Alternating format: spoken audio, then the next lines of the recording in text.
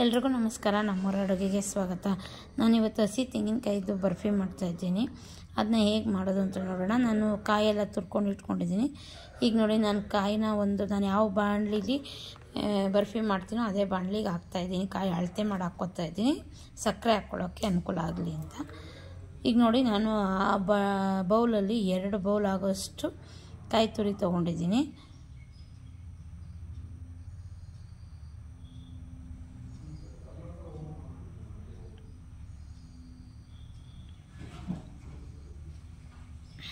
ಎರಡು ಬೌಲ್ ಕಾಯಿ ತುರಿ ಹಾಕ್ಕೋಬೇಕು. ಅದಕ್ಕೆ ಸಕ್ಕರೆ ಅಳತೆ ಅಂದರೆ, ನಾವು ಸ್ವೀಟ್ ಜಾಸ್ತಿ ಬೇಕು ಅಂದರೆ ಸ್ವಲ್ಪ ಜಾಸ್ತಿ ಹಾಕ್ಕೋಬೋದು. ಸ್ವೀಟ್ ಇಲ್ಲ, ನಮಗೆ ಇನ್ನೂ ಸ್ವಲ್ಪ ಕಡಿಮೆ ಬೇಕು ಅಂದರೆ ಇನ್ನೂ ಕಡಿಮೆ ಹಾಕ್ಕೊಬೋದು. ನಾನು 2 ಬೌಲ್ ಕಾಯಿ ತುರಿಗೆ 1 ಬೌಲ್ ಸಕ್ಕರೆ ಹಾಕ್ತಾಯಿದ್ದೀನಿ. ಕರೆಕ್ಟಾಗಿರುತ್ತೆ, ಕಡಿಮೆನೂ ಆಗೋಲ್ಲ, ಜಾಸ್ತಿನೂ ಆಗೋಲ್ಲ. ಸ್ವೀಟ್ ಕಡಿಮೆ ತಿನ್ನೋರು ಇನ್ನೂ ಒಂದು 1/4 ಭಾಗ ಕಡಿಮೆ ಹಾಕ್ಕೊಬೋದು. ಜಾಸ್ತಿ ತಿನ್ನೋರು ಇನ್ನೊಂದು 1/4 ಭಾಗ ಜಾಸ್ತಿ ಹಾಕ್ಕೊಬೋದು. ನಾನೀಗ ನೋಡಿ 1 ಬೌಲ್ ಹಾಕ್ಕೊತಾಯಿದ್ದೀನಿ. ಇದನ್ನ ಚೆನ್ನಾಗಿ ಮಿಕ್ಸ್ ಮಾಡಬೇಕು. ಮಿಕ್ಸ್ ಮಾಡಿಬಿಟ್ಟು ಒಂದು 10ರಿಂದ 15 ನಿಮಿಷದವರೆಗೂ ಹಂಗೆ ಬಿಟ್ಬಿಡಬೇಕು. ಮಿಕ್ಸ್ ಮಾಡಿಬಿಟ್ಟು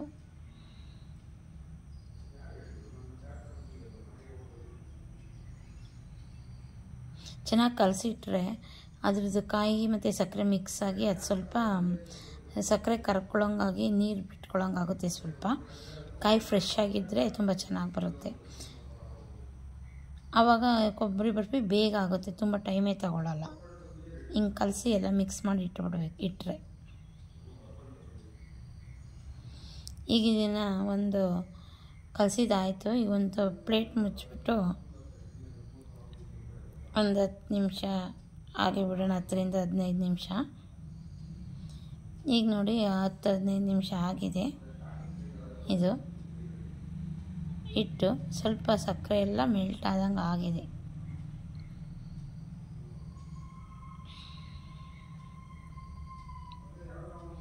ಈಗ ಇದನ್ನ ನೋಡಿ, ಒಲೆ ಮೇಲೆ ನಾನು ಸ್ಟವ್ ಮೇಲೆ ಇಟ್ಕೊಂಡಿದ್ದೀನಿ. ಸ್ಟವ್ ಮೇಲೆ ಇಟ್ಕೊಂಡು ಅದಕ್ಕೆ ಒಂದು ತಟ್ಟೆಗೆ ಒಂದು ಸ್ವಲ್ಪ ತುಪ್ಪ ಹಾಕ್ಬಿಟ್ಟು ಸವರಿ ಇಟ್ಕೊಂಡ್ಬಿಡೋಣ, ಅದು ಬರ್ಫಿ ಹಾಕ್ಕೊಳ್ಳೋಕ್ಕೆ.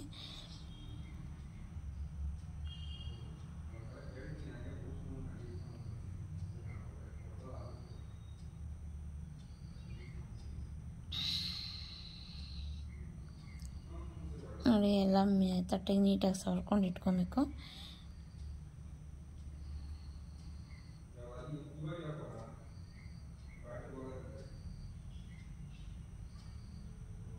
ಇದನ್ನು ಪಕ್ಕಕ್ಕೆ ಇಟ್ಬಿಡೋಣ ತಟ್ಟೆನ. ಈಗ ಸ್ಟವ್ ಅಂಟಿಸ್ಕೊಂಡು ನಾವು ಕಾಯಿ ಬರ್ಫಿ ಮಾಡೋಣ.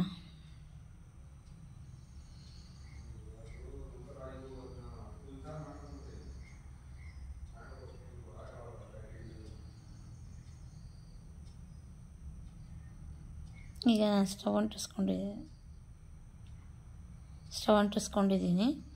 ಈಗ ಕಾಯಿ ಬರ್ಫಿ ಶುರು ಮಾಡೋದು. ಇದು ಕೈ ಬಿಡದೆ ಆಡಿಸ್ತಾ ಇರಬೇಕು. ಕೈ ಬಿಟ್ಟರೆ ತಳ ಹಿಡ್ಕೊಂಡ್ಬಿಡುತ್ತೆ.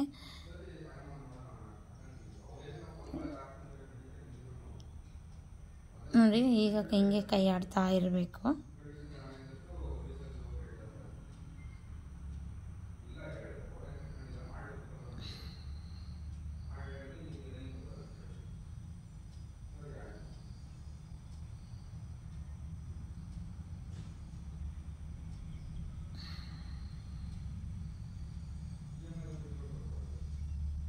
ಈಗ ಇದಕ್ಕೆ 1 ಸ್ಪೂನಷ್ಟು ತುಪ್ಪ ಹಾಕ್ಕೊಳ್ಳೋಣ. ಯಾಕಂದರೆ ಅದು ತಳ ಹಿಡಿಬಾರ್ದು ಮತ್ತು ಕೈ ಆಡಿಸೋಕ್ಕೆ ಈಸಿ ಆಗುತ್ತೆ. ಮತ್ತು ತುಪ್ಪ ಹಾಕಿದ್ರೆ ಕಾಯಿ ಬರ್ಫಿ ತುಂಬ ಟೇಸ್ಟಾಗಿ ಕೂಡ ಬರುತ್ತೆ.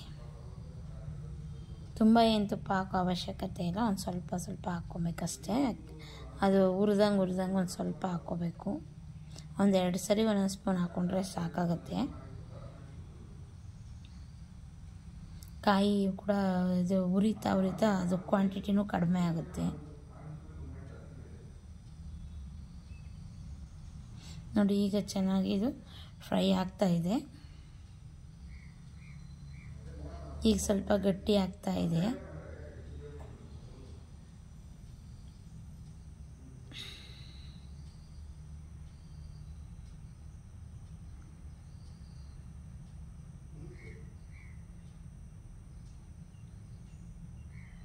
ಈಗ ಇನ್ನೊಂದು ಸರಿ ಇನ್ನೊಂದು ಸ್ಪೂನು ತುಪ್ಪ ಹಾಕ್ಕೊಂಬಿಡೋಣ.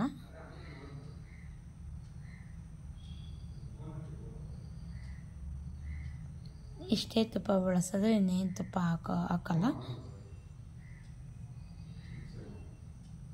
ಈಗ ತುಪ್ಪ ಹಾಕ್ಬಿಟ್ಟು ಇನ್ನೊಂದು ಸ್ವಲ್ಪ ಅದು ಗಟ್ಟಿಯಾಗ ನಮಗೆ ಹುರಿಯೋಕ್ಕೆ ಕೈ ಆಡ್ಸೋಕ್ಕೆ ಗಟ್ಟಿ ಥರ ಅನಿಸ್ಬೇಕು. ಸುಮ್ಮನೆ ಇರು.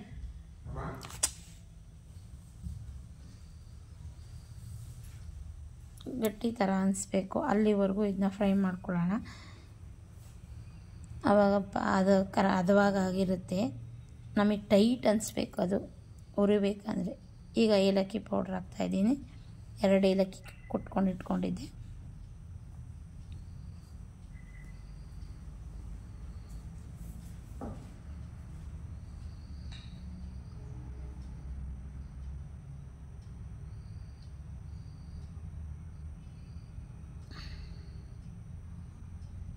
ಈಗ ಟೈಟ್ ಥರ ಅನಿಸ್ತಾ ಇದೆ. ಇದಾಗಿದೆ ಆಲ್ಮೋಸ್ಟು.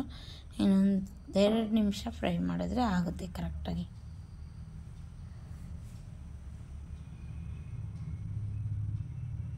ಈಗ ನೋಡಿ ಆಗಿದೆ ಇದು.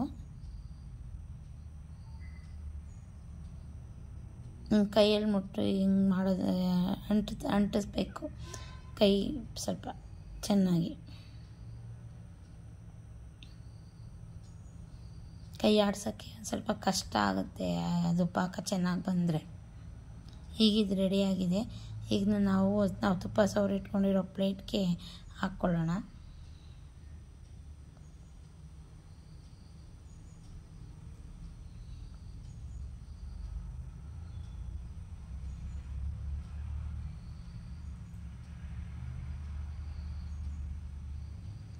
ಎಲ್ಲನೂ ಚೆನ್ನಾಗಿ ಹಾಕ್ಕೊಬಿಟ್ಟು ಒಂದು ಸಮನಾಗಿ ಕೈಯಿಂದನೇ ತಟ್ಟಬೇಕು. ಚೆನ್ನಾಗಿ ಸಮನಾಗಿ ಬರುತ್ತೆ.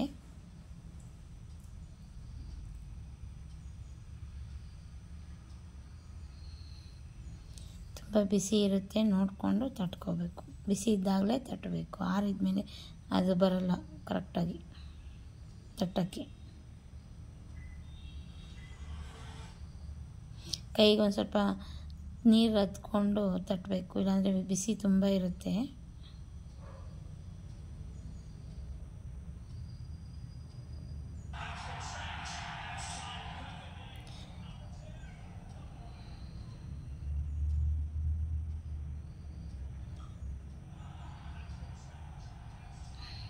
ಬಿಸಿ ಇದೆ, ಒಂದು ಸ್ವಲ್ಪ ತಟ್ಟಬೇಕು ನಿಧಾನಕ್ಕೆ.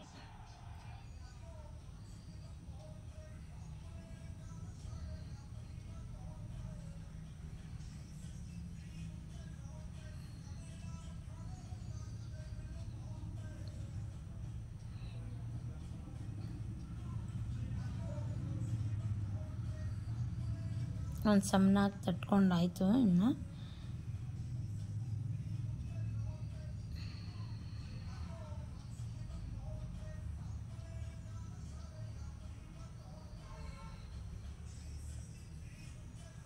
ಈಗ ನೋಡಿ ತಟ್ಟಿದ್ದು ಮುಗೀತು. ಈಗ ತಣ್ಣಗಾದ್ಮೇಲೆ ಒಂದು 5 ನಿಮಿಷ ತಣ್ಣಗಾದ್ಮೇಲೆ ಸ್ವಲ್ಪ ತಣ್ಣಗಾದಾಗ ನಾವು ಮಾರ್ಕ್ ಮಾಡಿಬಿಟ್ಕೊಂಡ್ಬಿಡ್ಬೇಕು. ಇಲ್ಲಾಂದರೆ ಫುಲ್ಲು ತಣ್ಣಗಾಗಕ್ಕೆ ಬಿಟ್ಬಿಟ್ರೆ ಗಟ್ಟಿಯಾಗಿಬಿಡುತ್ತೆ, ಅವಾಗ ಪೀಸಸ್ ಬರಲ್ಲ. ಒಂದು 5 ನಿಮಿಷ ಬಿಟ್ಟು ನಾನು ಇವನ್ನ ಮಾರ್ಕ್ ಮಾಡಿ ಇಡ್ತೀನಿ.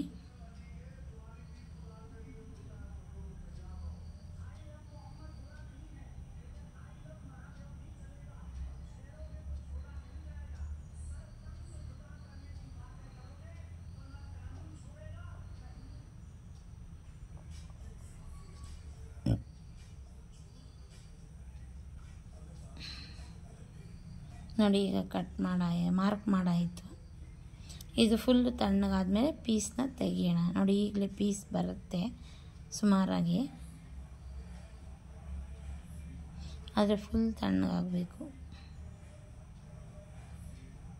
ಕರೆಕ್ಟಾಗಿ ಬಂದಿದೆ ಪಾಕ ಹದವಾಗಿ. ಈಗ ಇದು ರೆಡಿಯಾಗಿದೆ.